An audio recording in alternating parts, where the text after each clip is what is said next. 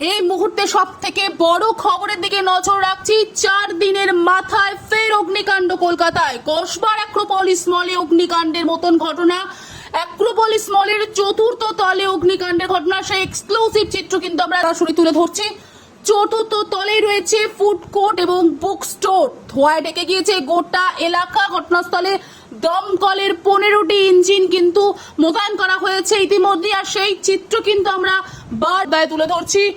আগুন লাগার খবর পেতে ইতিমধ্যে একের পর এক দমকলের ইঞ্জিন কিন্তু ঘটনাস্থলে পৌঁছে গেছে। অক্সিজেন মাস্ক পরে ভেতরে কিন্তু দমকলের কর্মীরা কিন্তু প্রবেশ করেছে এবং মল খালি করে দেওয়ারও কিন্তু কাজ অতি শীঘ্র করে দেওয়া হয়েছে, আর সেই চিত্র কিন্তু আমরা বারবার তাই তুলে ধরছি।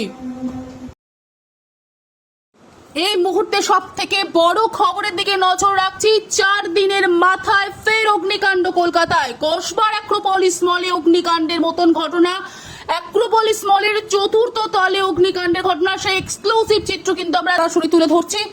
চতুর্থ তলে রয়েছে ফুড কোর্ট এবং বুক স্টোর। ধোঁয়ায় ডেকে গিয়েছে গোটা এলাকা। ঘটনাস্থলে দমকলের 15টি ইঞ্জিন কিন্তু মোতায়েন করা হয়েছে ইতিমধ্যে, আর সেই চিত্র কিন্তু আমরা বারবার তুলে ধরছি।